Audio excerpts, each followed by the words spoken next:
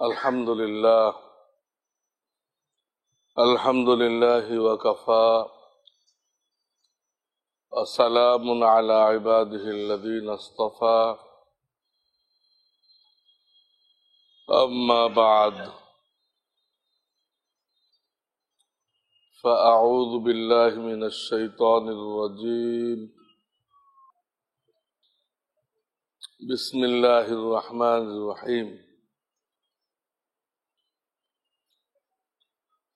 وذكر فإن الذكرى تنفع المؤمنين صدق الله العظيم ছোট্ট আয়াত পড়েছি যেখানে আল্লাহ রাব্বুল আলামিন ইরশাদ ফরমাইতেছেন তোমরা দ্বীনের কথা শুনাইতে থাকো, এক ভাই আরেক ভাইকে শুনাইতে থাকো, কারণ এটা তোমাদেরকে উপকার দিবে, তোমাদের ফায়দা হবে, কল্যাণে আসবে।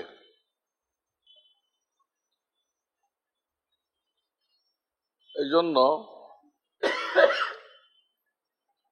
দ্বীনি মাহফিলে বসা, এর জন্য সময় বের করা খুব দরকার। এতে আমাদের ঈমান তাজা হয়, ঈমান শক্তিশালী হয়, মজবুত হয়, আল্লাহর উপরে ইয়াকিন বেড়ে যায়, অনেক ফায়দা। এমনকি কিতাবে লিখছে যে এমন কিছু হাদিস আলোচনা করা হলো যা উপস্থিত শ্রোতাদের প্রত্যেকের জানা আছে। বক্তা বা আলেম এমন হাদিস শোনাইলো যেটা শ্রোতাগণ আগের থেকেই জানেন, ছোটকাল থেকে তো আমরা দ্বীনের কথা শুনতেছি না, কোন না কোন আলেমের মুখে হয়তো হাদিসটা শোনা হয়েছে, ওই হাদিসটাই বললেন। তো বাহ্যিক ভাবে আমাদের বিচারে এটা আর কোনো ফায়দা হলো না, সবাই তো জানে চর্বি তো চর্বণ, চাবানো জিনিসকে আবার চাবানো হলো। আমাদের দৃষ্টি কিন্তু আমাদের যিনি খালিক মালিক রব্বুল আলামিন আহকামুল হাকিমিন, তার দৃষ্টিতে এটা চর্বিত চর্বণ না, এটা সমস্ত শ্রোতাদের দিলের মধ্যে নতুন করে ফায়দা পৌঁছাবে, উপকার দিবে, তার ঈমান যে স্তরে ছিল ওর থেকে উপরে আসবে, আল্লাহর উপরে তার তাওয়াক্কুল ভরসা যে স্তরের ছিল উপরে চলে যাবে। আমল করার ব্যাপারে তার আগ্রহ, জজবা, আবেগ যে স্তরের ছিল তার থেকে বেড়ে যাবে। কথা একটাই, কিন্তু আবার যে শুনলো এটা কোনো অবস্থাতে বেকার যাবে না, এর দ্বারা নতুন ফায়দা আল্লাহ দিবেন তো দিবেনই, আল্লাহর ওয়াদা, আল্লাহর ওয়াদা। দুনিয়ার জিনিসের উপরে অনুমান করা যাবে না।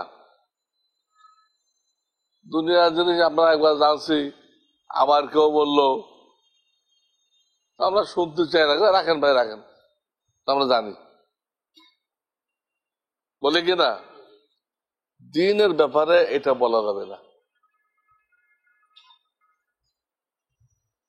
ধরেন একটা হাদিস প্রত্যেক দিন বলা হয়,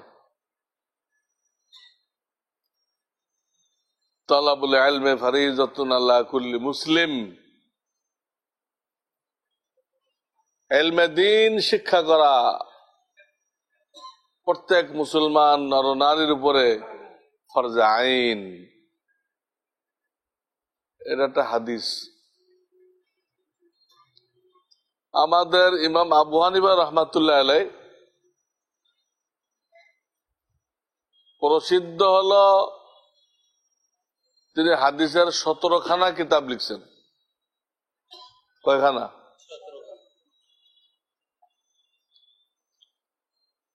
কিন্তু বাস্তব হলো 21খানা কিতাব লিখছেন। হাদিসের 21খানা কিতাব লিখছেন। আমাদের কিছু ভাই তারা হাদিস জানার দাবি করে, তারা নাকি অনেক হাদিস জানে, খুলে দিলে তো একটাও পড়তে পারবে না। বুখারী শরীফ খুলে দিলে একটাও পড়ার তৌফিক হবে না। খুব হাদিস জানে উনি। এই লোকগুলো কিছু বেয়াদবি করে, ঠিক না? আল্লাহ ওয়ালাদের সাথে বেয়াদবি, হাদিস আসছে আল্লাহর সাথে লড়াই সমতুল্য। আল্লাহ ওয়ালাদের সাথে বেয়াদবি কেমন যেন সে আল্লাহর সাথে যুদ্ধ করার ঘোষণা করলো। আল্লাহ আপনিও আমার মোকাবেলা আসেন, আমি আপনার মোকাবেলায়, দেখা যাবে কে জিতে আর কে হারে। কোনদিন সম্ভব? এজন্য জবানকে কন্ট্রোল করা চাই, বেয়াদবি না করা চাই। এই ভাইরা আহলুল হাদিস নাম দিয়ে এমন গলত কথা বলে, বলে আবু হানিফা সাহেব 17টা হাদিস জানতেন আর বাকিগুলো সব কিয়াস করছে। আবু হানিফা সাহেব 17খানা হাদিস জানতেন আর বাকি উনি যত মসলা বয়ান করছেন ওগুলো কিয়াস করছেন, অনুমান করছেন। 17খানা কিতাব লেখা আর 17টা হাদিস জানা, এক কোন পাগল বলবে? 17খানা কিতাব আর তারা কি বলতেছে 17টা হাদিস জানতেন উনি। কত বড় বেয়াদবি! আমি একদিন আপনাদেরকে বলেছিলাম, 1.25 লক্ষ সাহাবায়ে কেরামের ইলম আল্লাহ রাব্বুল আলামিন 6 জন সাহাবীর ভিতরে জমা করে দিয়েছিলেন। 1.25 লক্ষ সাহাবায়ে কেরামের ইলম 6 জনের মধ্যে। আল্লাহু আকবার। হযরত ওমর, হযরত আলী, আব্দুল্লাহ ইবনে মাসউদ,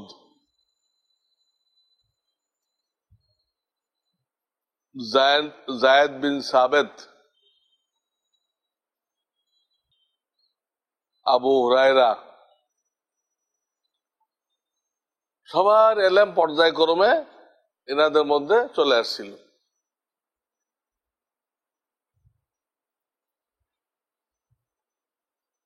এর পরবর্তীকালে দেখা গেল আল্লাহ রাব্বুল আলামিন লক্ষ্যটা হলো 6 জনের মধ্যে, সেই 6 জনের ইলম আল্লাহ 2 জন সাহাবীর মধ্যে জমা করে দিলেন। আল্লাহ ইলম সংরক্ষণ করছেন। সেই 2 জন হলো হযরত আলী হযরত আব্দুল্লাহ ইবনে মাসউদ। আব্দুল্লাহ ইবনে মাসউদ আগেই কুফায় ওনাকে পাঠানো হয়েছিল লোকদেরকে ইলম শিক্ষা দেওয়ার জন্য। ওনার সাথে 1500 সাহাবায়ে কেরাম গেছিলেন কুফাতে, বাগদাদের কাছে। উনি যখন এলেম শুরু করলেন, ওনার তালিমে এত ওলামা সৃষ্টি হলো,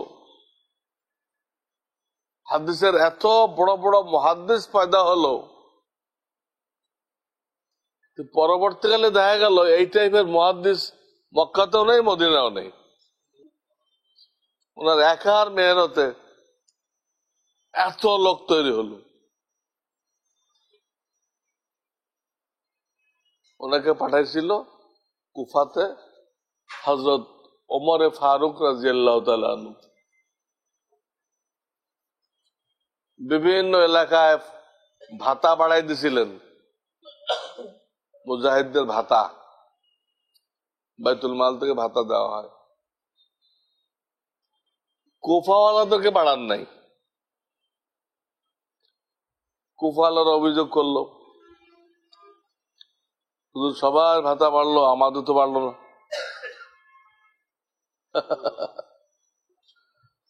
ওমর বললেন, তোমাদেরকে আমি আব্দুল্লাহ ইবনে মাসউদকে দিছি, যাকে আমার কাছে রাখার দরকার ছিল।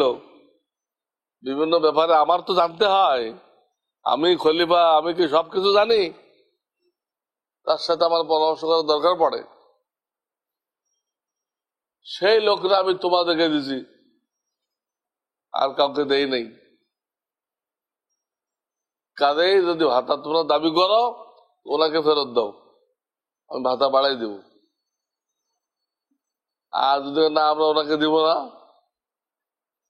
তাহলে যা ভাতা আছে খুশি থাকো। তখন কুফার লোকেরা, হুজুর আমাদের ভাতা বাড়ানোর দরকার নেই, আব্দুল্লাহ ইবনে মাসউদকে দিচ্ছেন, উনি থাকুক, আমাদের ভাতার দরকার নেই। ওনার থেকে আমরা যে এলেম পাইতেছি, এটা আর কোন নজির নেই, দৃষ্টান্ত নেই। তো ওনার ত্যাগ কোরবানির কারণে এমন ওলামা কুফাতে তৈরি হয়েছিল যে পরবর্তীকালে যখন হয়তো আলী রাদিয়াল্লাহু তাআলা ক্ষমতায় আসলেন, হয়তো ওমরের পরে উসমান, উসমানের পরে আলী, তো উসমান রাদিয়াল্লাহু তাআলা পর্যন্ত ইসলামী হুকুমতের রাজধানী মদিনা ছিল। কি ছিল? আলী যখন ক্ষমতায় আসলেন রাদিয়াল্লাহু তাআলা আনহু, উনি রাজধানী নিয়ে গেলেন কুফাতে। রাজধানী চলে যেতেছে কি জন্য? ওখানে পয়সা বেশি সেই জন্য না, আলেম বেশি। রাষ্ট্র চালাইতে বড় বড় আলেম লাগে, সমস্যার সমাধান দেওয়ার জন্য আলেম লাগে। সে আলেম কুফাতে এত বেশি পাওয়া যায়, তো মদিনায় পাওয়া যায় না। যে কারণে আলী রাদিয়াল্লাহু তাআলা আনহু তার রাজধানী মদিনা থেকে কোথায় নিয়ে গেলেন? কুফাতে। ইনি খুলাফায়ে রাশিদিনের শেষ, সর্বশেষ ব্যক্তি। নবীজি বলে গেছিলেন, আমার পরে 30 বছর পর্যন্ত খুলাফায়ে রাশিদিনদের হুকুমত চলবে। খুলাফায়ে রাশিদিন, এরপরে বাদশাহী চলে আসবে, বাদশাহদের নিয়মে চলবে। তো আব্দুল্লাহ ইবনে মাসউদ কুফাকে আবাদ করলেন, আবার হয়তো আলী পরবর্তীকালে আসে রাজধানী কোথায় আনলেন? আর এই দুই ব্যক্তি সম্পর্কে সারা দুনিয়া একমত, সব সাহাবায়ে কেরামের এলেম এই দুইজনের মধ্যে জমা হয়ে গেছিল। সেই দুইজন আল্লাহর কি আজীব কুদরত, এক জায়গায় হয়ে গেল। কোন জায়গায়? কুফা। আব্দুল্লাহ ইবনে মাসউদ আগের তো ছিল, ইনি পরে গেলেন। ইনি তো এলেমের আর এক সাগর। এখানে এলেমের চর্চা আরো বেড়ে গেল, আরো বেড়ে গেল। বেড়ে গেলে 6 জনের এলেম যে 2 জনের মধ্যে আসছিল, সেই 2 জন থেকে তাদের সকল এলেম একজনের মধ্যে চলে আসলো। তার নাম হলো আলকমা, আইন দিয়ে আল কমা, একার মধ্যে চলে আসলো। 6 জনেরটা 2 জন হয়ে একজন। ইনি তাবিঈ।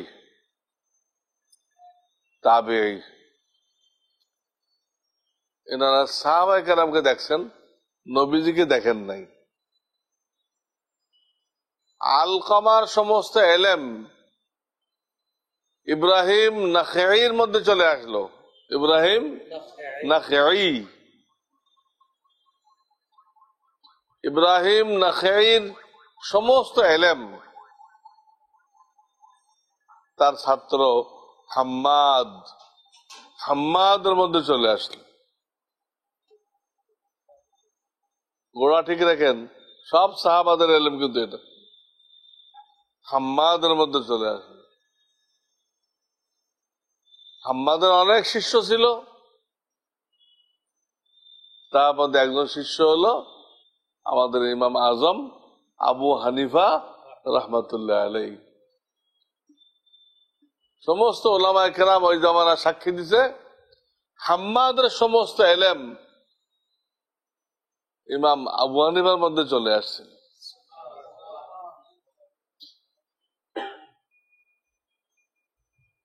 আবু হানিফা যেমন তেমন ব্যক্তি, সমস্ত সাহাবায়ে কেরাম এলেম তার মধ্যে চলে আসছে। উনি কোন বিষয়ে ফয়সালা যখন দিবেন, এটা আর কেউ পাল্টাতে পারবে? সব ধরনের হাদিস ওনার কাছে আছে, সবগুলো দেখে মিল করে কোনটা আগে কোনটা পরে, কোনটা সহিহ কোনটা যায়েফ, কোনটা মুতলাক কোনটা মুকাইয়াদ, যত সাইড আছে সব সাইড দেখে একটা কংক্রিট সিদ্ধান্ত দিলেন। সেটার নাম আবু হানিফা রাহমাতুল্লাহ আলাইহির মাযহাব। সেটার নাম কি? আমরা যে মাযহাবের অনুসারী, সেই মাযহাবের গোড়াপত্তন যিনি করলেন, তার কাছে সমস্ত সাহাবায়ে কেরামের এলেম চলে আসছিল। আল্লাহ। আর ওনার ছাত্র পর্যায়ে হলো ইমাম মালিক। ছাত্র পর্যায়ে এক বয়সের না। ইমাম সাহেব বয়স যদি 70 হয়ে থাকে, তো মালিক সাহেবের বয়স তখন 40। এক জামানা। আমি আর আমার ছাত্র, আমি বুখারী শরীফ পড়ে, আমার ছাত্র আছে না, আমার বয়স 63, তোমার ছাত্রদের বয়স কত? এখন যারা পড়ে সর্বোচ্চ 25। জামানা এক, আমি আর আমার ছাত্রর জামানা এক, বয়স এক না। ইমাম মালিক আর আমাদের ইমাম সাহেব ঠিক এরকম। আমাদের ইমাম সাহেব মদিনায় গেলে অন্য কোথাও থাকতেন না, মদিনায় গেলে ইমাম মালিকের বাড়িতে থাকতেন। যে কয়দিন থাকতেন, সে কয়দিন এই 2 জন ঘুমাইতেন না। ইমাম মালিক সারা রাত ওনাকে প্রশ্ন করত, সারা রাত প্রশ্ন করত, আর ওনার থেকে আনসার নিত, ওনার থেকে জবাব নিত। আল্লাহ। এই দ্বিতীয় ইমাম যাকে বলা হয় উনি ইমাম সাহেবের ছাত্র পর্যন্ত, আবু হানিফার ছাত্র। তৃতীয় ইমাম যিনি ইমাম শাফিঈ, উনি ইমাম সাহেবের প্রসিদ্ধ শাগরেদ ইমাম আবু ইউসুফ, ইমাম তার ছাত্র। তৃতীয় ইমাম যিনি ইমাম শাফিঈ, উনি আবু হানিফা সাহেবের প্রসিদ্ধ ছাত্র ইমাম আবু ইউসুফ, তার ছাত্র। তাহলে ইমাম সাহেবের ছেলের সমান না, ছেলের সমান ইমাম মালিক, ইনি হলো নাতি, নাতির সমান। এই তৃতীয় ইমামের ছাত্র হলো ইমাম আহমদ বিন হাম্বল, আহমদ বিন হাম্বল, হাম্বলি মাযহাব। উনি আমাদের ইমাম সাহেবের নাতি না, নাতির পরটা কি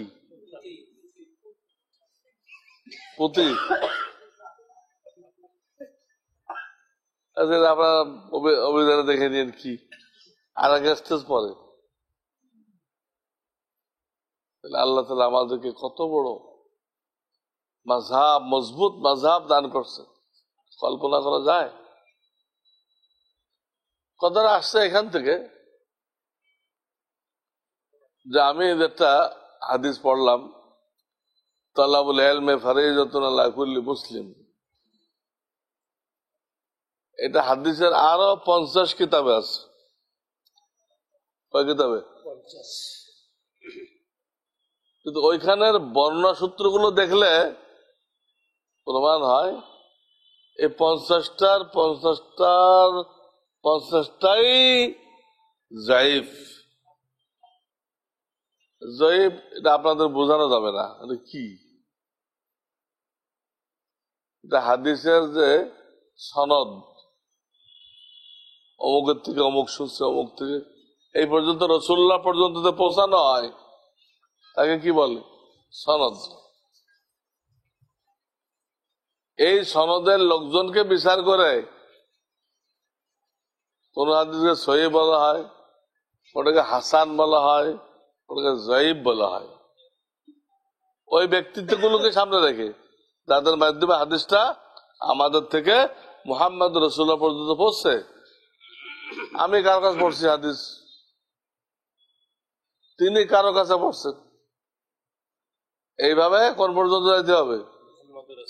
কোথাও গ্যাপ থাকলে ওটা হাদিস হবে না। অমুক কার কাছে পড়ছে এটা জানা যায় নেই। প্রত্যেকটা হাদিস আমি বলবো, প্রত্যেকটা হাদিস ওর সূত্র আছে, ওই সূত্রে ওইটা প্রিয় নবী মুহাম্মদ রাসূলুল্লাহ পর্যন্ত পৌঁছছে। এটাকে বলা হয় সনদ।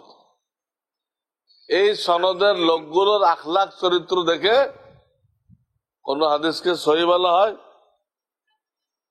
কোন হাদিসকে হাসান বলা হয়, কোন হাদিসকে যায়েফ বলা হয়। হাদিসের কথাগুলো তো প্রিয় নবীর, ওর ভিত্তিতে না, ওটাকে কোনো ভিত্তি বানানো হয় না। ওর সাথে যে লম্বা বর্ণনাকারীদের সূত্র আছে ওইটার বিচারে হাদিস কখনো সহিহ হয় না, হাসান হয় না, যায়েফ হয় না। এই হাসান, সহিহ, যায়েফ কিসের সিফাত? সনদের, সনদের, হাদিসের না। হাদিস সব প্রিয় নবীর। কোন হাদিস যদি প্রিয় নবীর না হয়ে থাকে সেটাকে হাদিসই বলা হবে না, সেটাকে বলা হয় জাল হাদিস। কি বলা হবে? হাদিসই না। ওটা জাল যদি না হয়ে থাকে হাদিস কার? তাহলে সহিহ বলেন, হাসান বলেন, যায়েফ বলেন, হাদিস নিশ্চিত ভাবে কার? আল্লাহ রাসূল। জিজ্ঞাসা তো তথাকথিত ভাইদেরকে, ভাই এই সহিহ যায়েফ কার গুণাবলী, কিসের গুণাবলী? এটা জীবনে শুনছি কিনা? হাদিস সহি হয়, কখনো না, হাদিসের না, হাদিসের সনদের। হ্যাঁ, কেউ সংক্ষেপ করার জন্য বলতে পারে এই হাদিসটা সহি, তার মানে কি এই হাদিসের সনদ সহি। সংক্ষেপ করার জন্য হয়তো সনদ কথাটা বলে না, কিন্তু না বললো এটা এখানে কি আছে, নিশ্চিত ভাবে উজ্জ্বল আছে। এটা এড়ায় অ্যাভয়েড করে আপনি কোনদিন যাওয়ার রাস্তা পাবেন। এই হাদিসটা 50টা কিতাবে আসছে, কিন্তু সূত্রগুলো কি হয়ে গেছে, যায়িফ। কিন্তু এই হাদিসটা আবু হানিফা রহমাতুল্লাহ কিতাবে আছে, এটা সেখানে আবার এই হাদিসের সনদের মধ্যে কোন রকম দুর্বলতা নেই, আপত্তি নেই। প্রত্যেকজন বর্ণনাকারী ওই জামানার বড় আলেম, আল্লাহর ওলি, বড় আলেম, আল্লাহর ওলি, যে কারণে হাদিস একদম সহি। এই হাদিসটা আমাদের ইমাম সাহেব কিতাব যদি বাদ দেন, তাহলে 50টা পাওয়া যাবে, 50টাই জয়ীফ। আর ইমাম সাহেব সূত্র যদি নেন, একদম সহি হাদিস, কোন আঙ্গুল বসানোর জায়গা নেই। এটা আপত্তি তোলার জায়গা নেই। কথা চলতেছিল, এই হাদিসটাই যদি প্রত্যেকদিন পড়া হয়, প্রত্যেকদিন আপনাদের বসায় বলা হলো, ভাই তলাবুল ইলমে ফারিজাতুন আলা কুল্লি মুসলিম, ইলম শিক্ষা করতে হবে, ফরজ। এবং হাসরের ময়দানে আল্লাহ কয়েকটা প্রশ্ন করবেন, তার মধ্যে একটা মেইন প্রশ্ন এটা। হাসরের ময়দানে প্রত্যেকটা মানুষকে আল্লাহ কয়েকটা প্রশ্ন করবেন। তোমার জীবনকে কোন কাজে লাগাইছিলা, তোমার যৌবনকে কোন কাজে লাগাইছিলা, পয়সা কড়ি হালাল ভাবে কামাইছিলে না হারাম ভাবে, না মিক্স, কৈফিয়ত দাও। আরেকটা হলো, যেটুকু এলাম শিক্ষা করা ফরজ ছিল ওইটুকু তুমি শিখছিলে কিনা, এবং সেই অনুযায়ী আমল করেছিলে কিনা। হাসরের ময়দানে এই প্রশ্নগুলোর উত্তর না দেওয়া পর্যন্ত কেউ সরতে পারবে না, একদম ঠায় দাঁড়াই থাকতে হবে।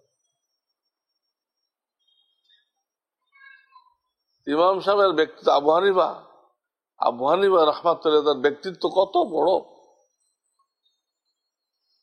কত বড়।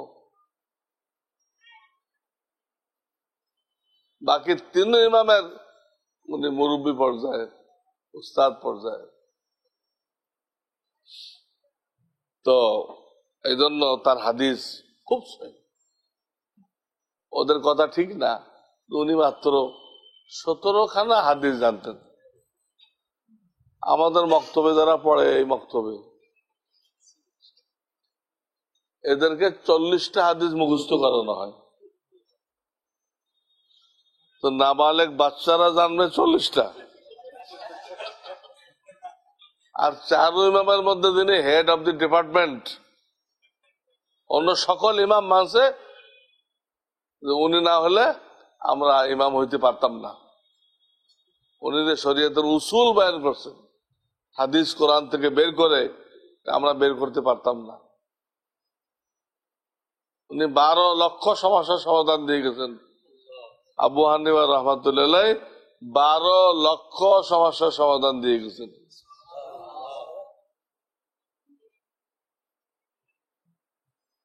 তো 12 লক্ষ সমস্যার সমাধান দিতে গেলে 17টা হাদিস দিয়ে সম্ভব? কিভাবে বলে এই কথাটা? মানুষ বেয়াদব হয়, এত বড় বেয়াদব হয়। দিনের নামে গুমরাহি, দিনের নামে কি? তো আমি যে কথাটা বলতেছিলাম, প্রত্যেক দিন আপনাদেরকে বসায় এই হাদিসটা বলা হল, 1 মাস আপনারা মনোযোগ দিয়ে শুনলেন, তারপর দেখেন যে আপনার কোনো ফায়দা হয়েছে কিনা। আপনি উপলব্ধি করতে পারবেন যে আপনার আল্লাহর উপরে ইয়াকিন বেড়ে গেছে, ভরসা বেড়ে গেছে, আমলের আবেগ জজবা বেড়ে গেছে, সব দিক দিয়ে বেড়ে গেছে। অন্য কাউকে বলা লাগবে না, আপনি সাক্ষী। ওয়াইন্নাহু আলা যালিকা লাশাহিদ, ওয়াইন্নাহু আলা যালিকা লাশাহিদ। মানুষ নিজেই নিজের ব্যাপারে সাক্ষী। হ্যাঁ, এক মাস ধরে শুনতে আছে, এটা আমার দিলের মধ্যে খুব উপকার মনে হইতেছে।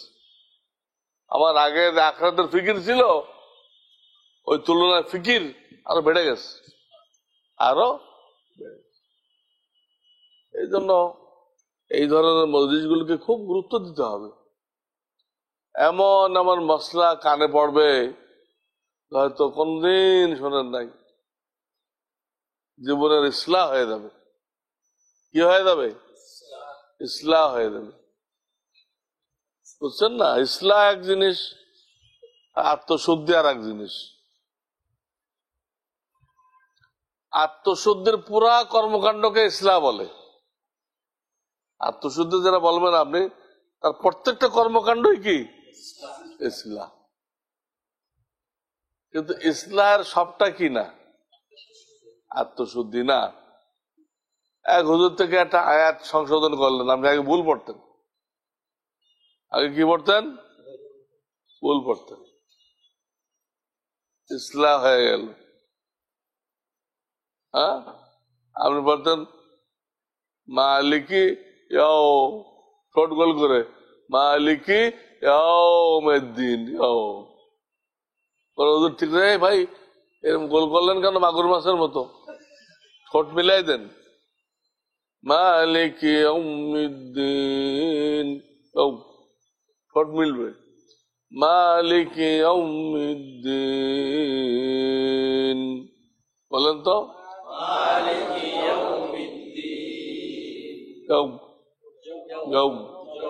বলে কাল্লা লাও তালামুনা কাল্লা সাও সাওফা, সব ভুল।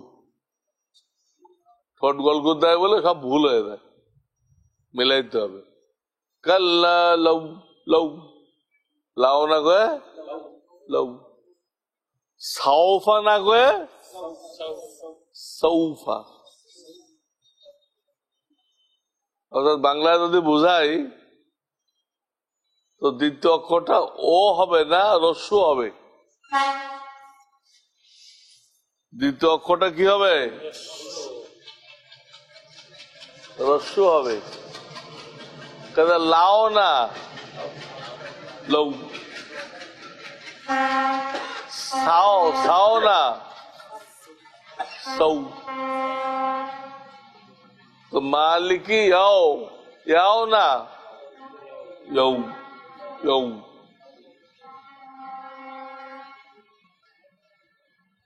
এভাবে পড়তে হবে। তো কোন আলেমের দ্বারা আপনার কেরাত ইসলাহ হয়ে গেল, কিন্তু আত্মশুদ্ধি হলো না। আবার কারোর একটা মশলা জানলেন। কি জানলেন? কি? যে কারোর তাকবীরে তাহরিমা যদি ইমামের আগে শেষ হয়ে যায়, ইমামের পয়লা তাকবীর এখনো শেষ হয় নাই, আপনারা শেষ, উনি টানতে আছে, আপনি টানেন নাই, তা আপনারটা কি হয়ে গেছে? আগে হয়ে গেছে, তা আপনার নামাজ হবে না, বাতিল। এই তাকবীর বাতিল। আবার ইমামের পরে দিতে হবে। ইমামের এটা মশলা শুনলেন, আর কখন আগে হয়ে যায়, আল্লাহ কয়ে ফেলছেন, কয়ে দেখে যে আপনার ইমাম এখনো টানতে আছে, উনি কইতেছে আল্লাহু আকবার, আল্লাহু আকবার। আপনি তো এত টান মানেন নাই, আপনার আগে হয়ে গেছে, কি করবেন? নামাজ তো হবে না, দ্বিতীয়বার কি করতে হবে? তাকবীর দিতে হবে দ্বিতীয়বার। আলেমের কথা দ্বারা এই একটা ইসলাহ হলো আপনার, কিন্তু এই ইসলাহকে আত্মশুদ্ধি বলা হয় না। অথবা কোন আলেম বলল যে যারা বাংলা আরবিতে নিয়ত করে, আরবিতে নিয়ত করে, এদের অনেক সময় মূল নামাজের কথা খেয়াল আসে না। ওই সালাসা আরবা এগুলো মিল করতে দেয়, সালাসা আরবা মিল করতে দেয়। এখন তো সে ঈশান নামাজ পড়তে দেয়, ঈশা তার মাথায় আসে নাই, ও তো সালাসা আরবা নিয়ে প্রেশার। ঈশা এটা মাথার কিনারেও আসে নাই, এই লোকটার নামাজ হবে না। মুখে নিয়ত করছে, অন্তরের নিয়ত পাওয়া যায় নাই, কারণ তার অন্তর ভিতরে ঈশার কথা জাগ্রত হয় নাই। আরবি নিয়ত করতে গেলে এই ঝুঁকি আছে, আরবি নিয়ত করতে গেলে এই ঝুঁকি আছে। আপনি সালাসা রাকাত না রাকাতাই না আরবা রাকাত এটা কইবেন, এটা কইতে যে নামাজের রক্ত মনে আসবে না, তোমার নামাজ হবে? নামাজ হবে? আমি দাওয়াতকে বলতেছিলাম যাত্রা বাড়ি, গত শনিবার গেল না, যে ব্যক্তি 2-1 রাকাত ছুটছে, 2-1 রাকাত, তাকে শরীয়তের পরিভাষায় বলে মাসবুক। কি বলে? সে যদি দেখে তার ইমাম একদিকে সালাম ফিরে দুটা সিজদা করতেছে, কয়টা? ওটা তো আবার আটটায় তো পড়বে, পড়বে না? আবার 2 দিকে সালাম ফিরাইবে। এই যে দেখলো যে একদিকে সালাম ফিরে সিজদা করতেছে, এই একদিকে সালামে মাসবুক ব্যক্তিদের 2-1 রাকাত পড়া হয় নাই, পড়তে হবে উঠে, সে ওই ইমাম সাহেব যে একদিকে সালাম, ওই সালামের মধ্যে অংশগ্রহণ করবে না, চুপ করে থাকবে। এরপর যখন ইমাম সাহেব সিজদাতে যায়, কয় সিজদা, তো সে কিন্তু সিজদাতে যাবে, সিজদাতে যাবে, নামাজে কোনো সমস্যা নেই। কিন্তু অনেকেই না জানে প্রায় লোক, সে হয়তো মাসবুক 2-1 রাকাত ছুটছে, তো দেখা যায় ওই একদিক দিয়ে সালাম হয় না, ওটা তো সে সালাম ফেরায়, জেনে বা না জেনে ওটাও কি করে, আবার সিজদাও করে। তো সিজদা করছে তাতে তো সমস্যা হয় নাই, ওই যে সালাম ফেরাইছে তাৎক্ষণিক তার নামাজ ভেঙে গেছে। এই যে মাসলা জানলেন, তো আপনারটা ইসলাহ হয় নাই?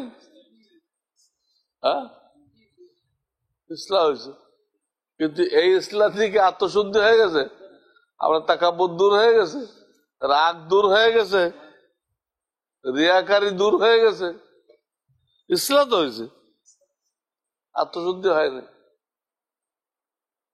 এই শরিয়াতে কত মাসলা, কত মাসলা। ইমাম এখন আসসালামুতে পৌঁছে নাই, আসসালামু পৌঁছে নাই, আপনি পৌঁছে গেছেন, তো আপনার নামাজ মাকরু তাহরিমা হবে, মাকরু। খুব খেয়াল রাখতে হবে, আপনি আগের থেকে সালাম শুরু করবেন না, আগের থেকে সালাম শুরু করবেন না, ওয়েট করেন, যখন ইমাম আসসালামু করে ফেলে আপনি এখন শুরু করেন। এখন কি আগে দেওয়ার আর কোন আশঙ্কা আছে? আছে? ইমামের আগে আসসালাম মুখ হইলে মাকরু হয়ে যায়, মাকরু তাহরিমা। যদি ইমামদের আসসালাম মুতে পৌঁছে গেছে, তখন যদি আপনি সালাম শুরু করেন, তা আগে যাবেন কেমনে? পথ আছে? তাহলে আপনার জীবনেও এই অ্যাক্সিডেন্টটা হবে না। এই মশলা শুনলেন, আপনার কোনো ইসলাম হয় নাই, সংশোধন হয় নাই, এর থেকে আত্মশুদ্ধি হয়ে গেল। ইসলাম হয়েছে কিন্তু কি হয় নাই? আত্মশুদ্ধি হয় নাই। এই দুটো এক জিনিস না। আত্মশুদ্ধির সকল কর্মকাণ্ড আত্মশুদ্ধি ইসলাম, কিন্তু ইসলাহের সকল কর্মকাণ্ড, কারণ ইসলাম তো ইমানের মধ্যে হইতে পারে, ইসলাম নামাজের মধ্যে ইসলাম হইতে পারে, হ্যাঁ, কোরআন তেলাওয়াতের মধ্যে কি হইতে পারে? ইসলাম হইতে পারে, বেচাকেনার মধ্যে ইসলাম হইতে পারে, বিবাহ শাদী করছেন ওখানে ইসলাম হইতে পারে। এটা মশলা আপনি শিখলেন, আপনি শিখলেন একটা মশলা যে বিয়ের সময় মাত্র দুটো খরচ, এই উভয় খরচ কার জন্য? ছেলের জন্য। একটা মশলা শিখলেন। বিয়ের সময় আল্লাহ মেয়ের বাপরে কোনো খরচ দেয় নাই, সে তো অনেক বছর ধরে করে আসছে, তারটা অ্যাডভান্স হয়ে গেছে। এখন দুটো খরচ, মোহর দিতে হবে আর বন্ধু বান্ধবকে অলিমা খাওয়াইতে হবে। এই দুটো খরচ, উভয় খরচ কার দায়িত্বে? ছেলের দায়িত্বে, মেয়ের বাপের দায়িত্ব না। কাজে যারা মেয়ের বাপকে শর্ত করে, অনেক ছেলে পক্ষ মেয়ের বাপকে শর্ত করে যে আমার 200 মেহমান খাওয়াইতে হবে। কয়শো? শরীয়তে এলাও না। খালি এলাও না তা না, এই ধরনের জবরদস্তি দাওয়াত, এই দাওয়াত সম্পর্কে আল্লাহর নবী বলেছেন, দেখালা সারে কান্ন খরাজা মুগীরাম, এরকম দাওয়াত যারা খাইলো তারা চোর হয়ে ঢুকলো, তারা ডাকাত হয়ে বেরোয় আসলো। হারাম খানা খাইলেন এক ওয়াক্ত, আর টাইটেল পেলেন কয়টা? চোর। দেখেন আল্লাহ, একটা মশলা শিখলেন যে খরচ ছেলের দায়িত্বে, মেয়ের বাপের দায়িত্বে না। আর 2-4 জন যেতে পারে ছেলেকে সাহায্য করার জন্য। বিয়ের পরে সবাই চলে আসবে, ছেলেকে সাহায্য করার জন্য, বরকে সাহায্য করার জন্য 2-5 জন থাকতে পারে। এটাকে বরযাত্রা বলা হয় না, এটা অনুষ্ঠানও এইটুক অনুমতি আছে। আপনার বিয়ের একটা মশলা সংশোধন হয়ে গেল, আত্মশুদ্ধি হইল।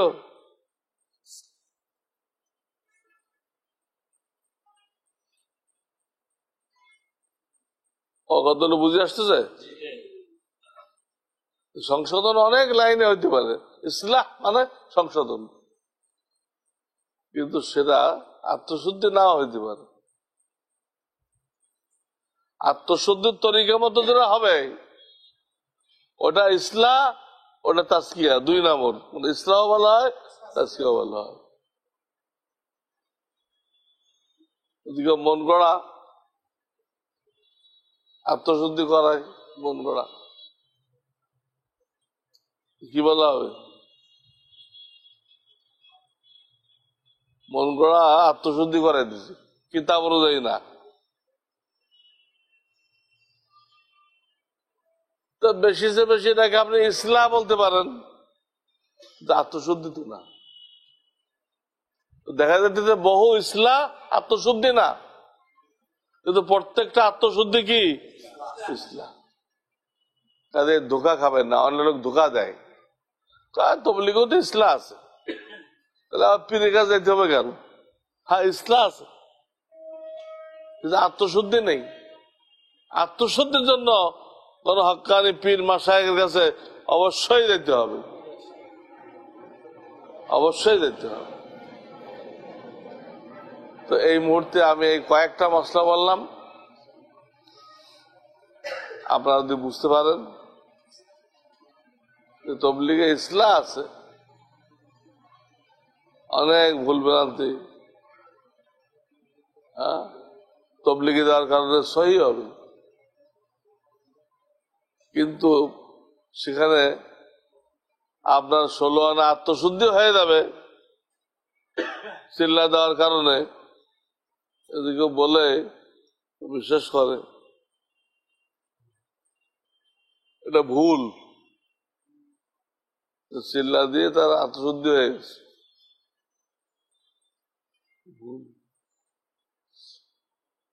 হ্যাঁ, বরং দেখা যায় যখন সে দেশ বিদেশ সফর করে, তার হাতের লোকেরা মুসলমান হয়, তার অহংকার বাড়ে।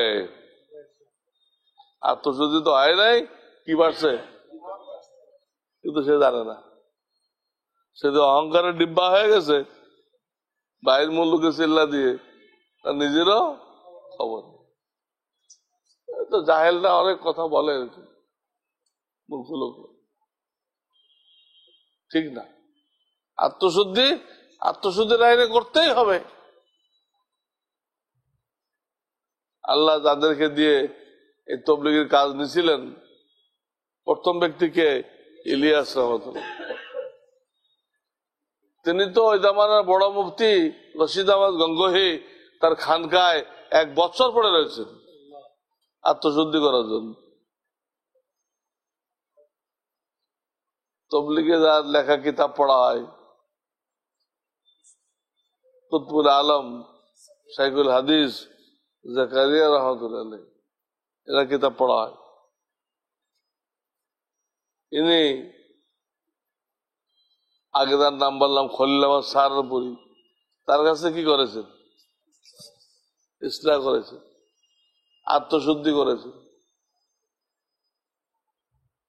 আমাদের বাংলাদেশের প্রথম দিনে আমির ছিলেন তবলিগের, আপনারা অনেকে দেখছেন, অনেকে দেখেন।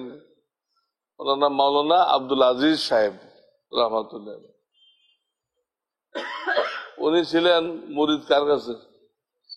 শাইখুল হাদিস মাওলানা জাকারিয়া রহমতুল্লাহ আলাইহি। তাদের আত্মশুদ্ধি নিয়ে এই ধরনের অবাস্তব দাবি করা, তবলিগ করলেই আত্মশুদ্ধি হয়ে যাবে।